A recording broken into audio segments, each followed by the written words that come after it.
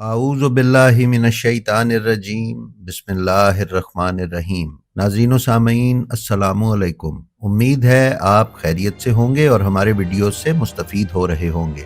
नाज़रीन, हम काफ़ी अरसे से आपकी खिदमत में इमाम मेहदी अलैहिस्सलाम की ज़ात अक़दस और उनके ज़हूर और हालात बाद ज़हूर और उनका साथ देने वालों के हालात से आपको आगाह करते चले आ रहे हैं। हमारी आज की ये वीडियो भी कुछ उन्हीं मतालिब पर मबनी है जिसमें हम आपकी खिदमत में इमाम अलैहिस्सलाम की फ़ौज में शामिल उन 313 अफराद की कैफियत बयान करेंगे।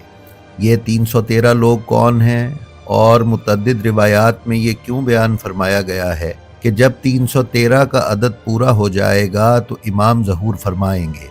इस सिलसिले में हमें जो कुछ हासिल हुआ है वो आपकी खिदमत में आज हम पेश करेंगे। तो आइए चलते हैं अपनी वीडियो पर। नाज़रीन मुकर्रम, इमाम ज़माना अलैहिस्सलाम के सिपाहियों और हामियों की तादाद के बारे में मुख्तलिफ अहादीस मौजूद हैं। बाज़ अहादीस में 313 अफराद का जिक्र हुआ है, जबकि कुछ रिवायात में 10,000 की तादाद बयान की गई है। 313 अफराद जैसा कि हदीस में मज़कूर है वो ख़ास दस्ते या उन दस्तों के सरदार हैं जो ज़हूर के आगाज़ से ही इमाम के साथ होंगे। वो इमाम ज़माना अलैहिस्सलाम की आलमी हुकूमत के मुंतज़िम होंगे। अल्लामा अरबली ने कश्फुल गम्मा में बयान किया है कि 10,000 या 313 अफराद की तादाद ऐन ज़हूर के वक्त इमाम ज़माना अलैहिस्सलाम के साथ होगी और बाद में मुख्तलिफ इलाकों की फ़ौजें इमाम के झंडे तले जमा हो जाएंगी। अहदीस में बयान करदा 313 या 4,000 या 10,000 की तादाद इमाम की कुल फ़ौज नहीं है। ये इमाम की फ़ौज के मुख्तलिफ विंग्स और डिपार्टमेंट्स हैं, या जदीद ज़बान में इस कलील तादाद को समझने के लिए कमांड्स या ब्रिगेड्स या फिर कोई और मुतबादिल लफ्ज़ भी इस्तेमाल किया जा सकता है।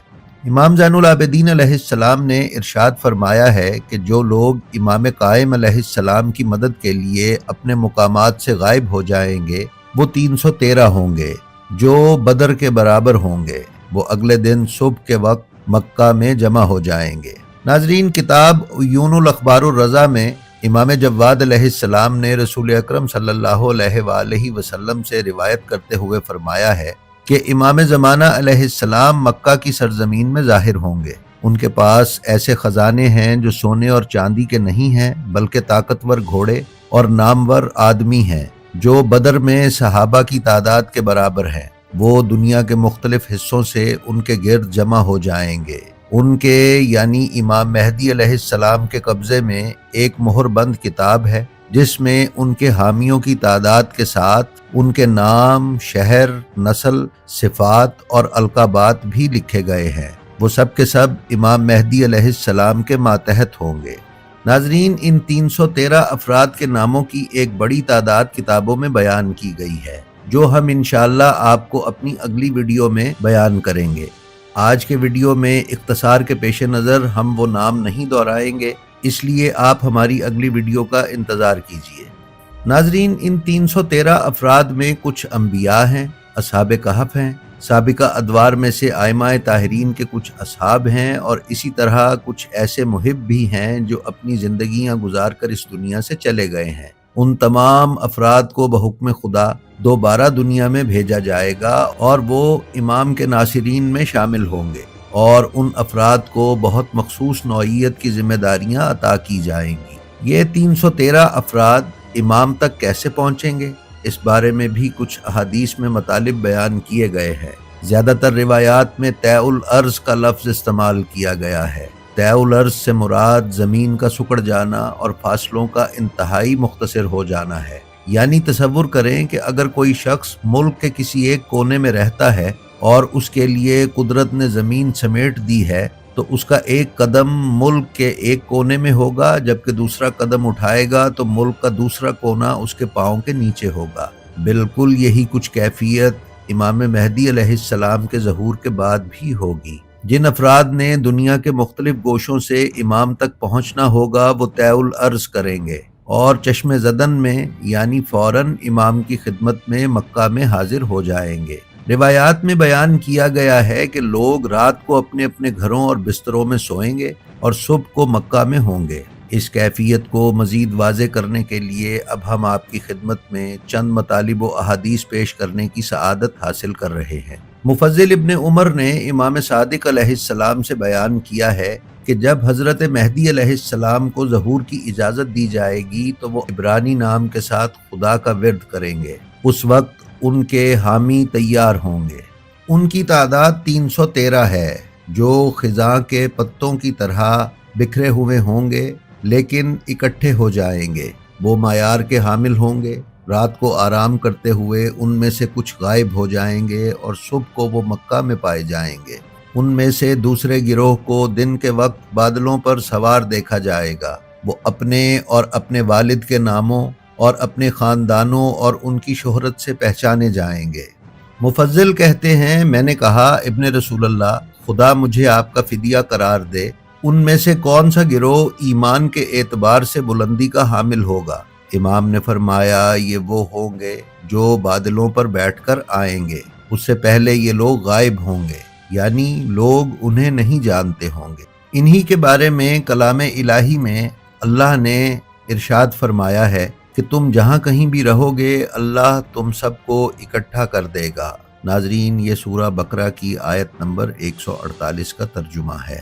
ناظرین، کتاب فردوس الاخبار کی جلد 2 میں رسول اللہ صلی اللہ علیہ وآلہ وسلم کی ایک حدیث بیان کی گئی ہے۔ آپ صلی اللہ علیہ وآلہ وسلم نے فرمایا، تمہارے بعد ایک جماعت پیدا ہوگی جو دنیا کو اپنے قدموں تلے جمع کرے گی اور دنیا ان کے لیے پھیل جائے گی، جبکہ فارس کے مرد اور عورتیں ان کی خدمت کریں گے۔ زمین ان کے قدموں کے نیچے سے پلک جھپکنے سے بھی کم وقت میں اس طرح گزر جائے گی کہ ان میں سے کوئی بھی مشرق و مغرب تک کا فاصلہ ایک لمحے میں طے کر سکتا ہے۔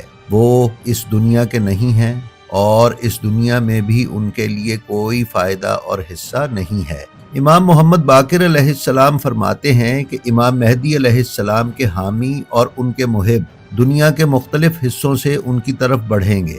زمین ان کے قدموں تلے سکڑ جائے گی اور وہ دنیا سے گزرتے ہوئے امام علیہ السلام کے پاس پہنچیں گے اور ان کی بیعت کریں گے۔ کتاب بحار الانوار کی جلد 52 اور جلد 13 میں بیان کیا گیا ہے کہ عبداللہ ابن اجلان کہتے ہیں کہ میں امام صادق علیہ السلام کی خدمت میں تھا جب وہ ظہور امام مہدی علیہ السلام کے بارے میں بات کر رہے تھے۔ میں نے ان سے پوچھا کہ ہمیں امام مہدی علیہ السلام کے ظہور کی خبر کیسے دی جائے گی؟ تو امام نے جواب دیا، جب تم صبح کو سو کر اٹھو گے تو تمہیں اپنے تکیے کے نیچے خط نظر آئے گا جس میں لکھا ہوگا کہ مہدی کی پیروی ایک بہترین اور نیک عمل ہے۔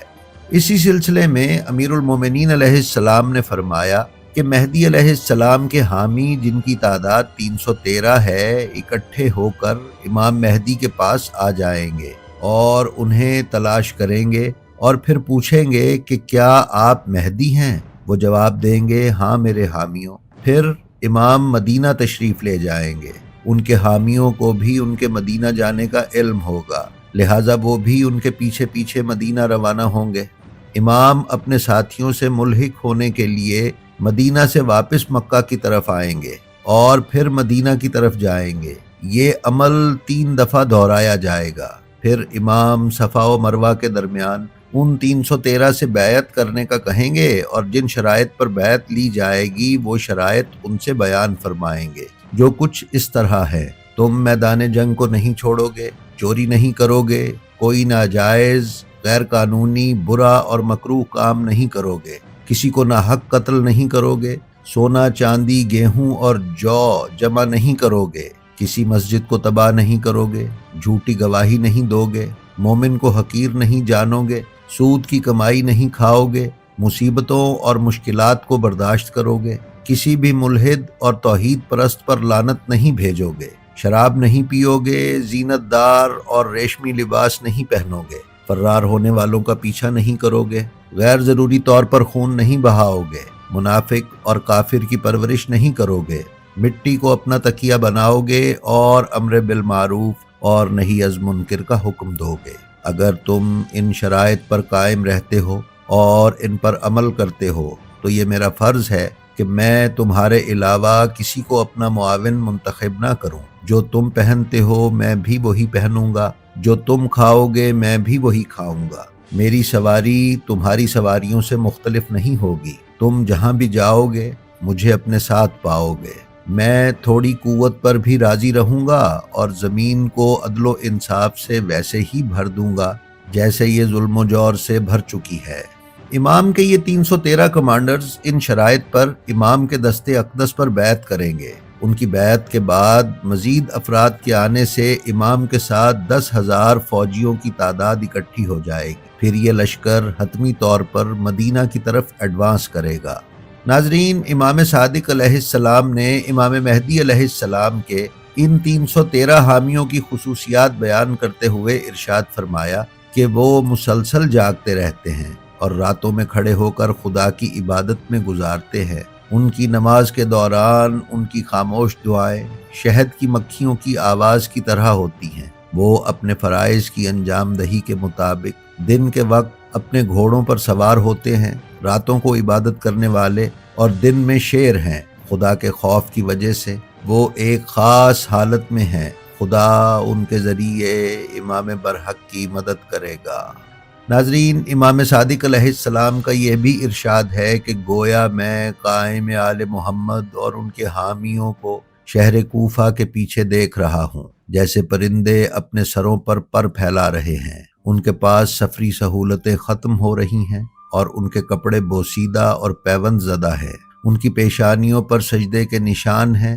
ہاں، یہ دن میں شیر اور رات میں عبادت گزار ہیں۔ ان کے دل لوہے کے ٹکڑوں کی طرح مضبوط اور سخت ہے۔ ان میں سے ہر ایک کی طاقت 40 آدمیوں کے برابر ہے۔ ان کو کوئی اور نہیں بلکہ منافق اور کافر مارے گا۔ اللہ نے ان کو قرآن میں یوں بیان کیا ہے کہ بے شک اس میں جاننے والوں کے لیے نشانیاں ہیں۔ جی تو ناظرین، یہ تھی ہماری آج کی ویڈیو، جو ہمیں امید ہے آپ کو یقیناً پسند آئی ہوگی۔ انشاءاللہ اگلی ویڈیو میں ہم ان 313 کمانڈرز کے اسماء گرامی یعنی نام آپ کی خدمت میں پیش کرنے کی سعادت حاصل کریں گے۔ ہماری آپ سے درخواست ہے کہ آپ اپنا اور اپنے متعلقین کا خیال رکھیے اور خلق خدا میں آسانیاں تقسیم کرتے رہیے۔ السلام علیکم۔